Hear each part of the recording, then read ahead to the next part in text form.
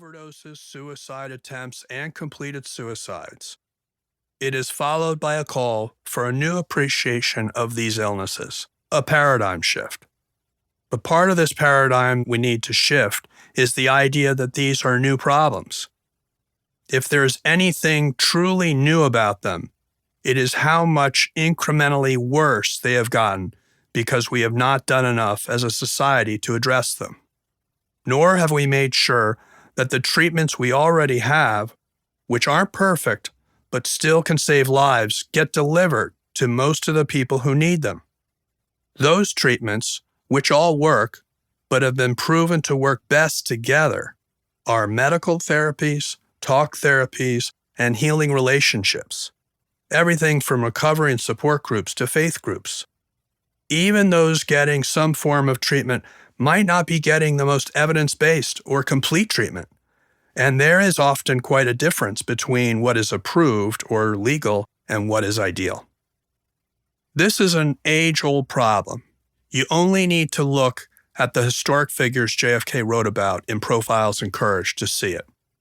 At least half of them, going back to the earliest days of post-revolutionary America, were known to have struggled with mental illness or addiction, or had the struggle for mental wellness profoundly affect their families.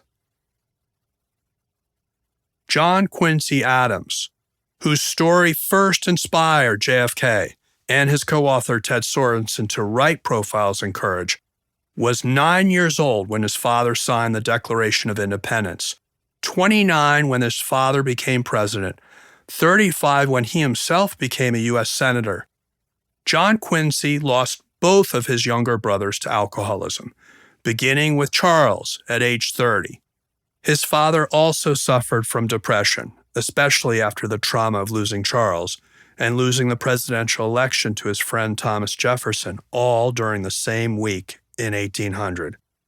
John Quincy's oldest son, George Washington Adams, suffered from depression and took his own life at the age of 28, just 2 months after his father's presidency ended in 1829. Not long after learning of his son's death, John Quincy vowed to use his remaining days for good works, tributary to the well-being of others, and soon became the first ex-president to rejoin the government as a congressman. But he continued to experience tragedy from mental illness. In 1832, his remaining brother Thomas died of complications of alcoholism at the age of 59. And 2 years after that, his own son John died from the same thing at the age of 31. Among the other 7 JFK profiled, Massachusetts lawyer and politician Daniel Webster suffered from alcoholism and died from cirrhosis of the liver in 1852. Sam Houston, a key figure in Texas independence and the state's first president before becoming a senator, had a well-known battle with alcoholism and either depression or bipolar disorder. He may qualify as the nation's first case of political mental health stigma. His nickname amongst the Cherokee, with whom he had been close since childhood, was Utsete Arditaski, or Big Drunk, and his drinking was an open, caustic issue in his public life.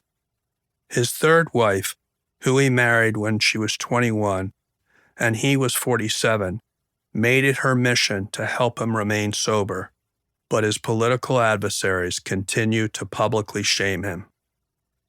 Lucius Lamar, the U.S. Senator from Mississippi, was only 9 years old when his namesake father, a prominent Georgia judge, took his own life just days before his 37th birthday in 1834.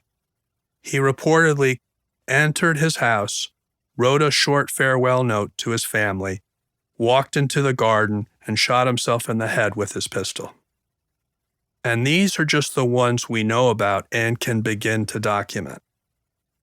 None of this should be surprising, but somehow it still is.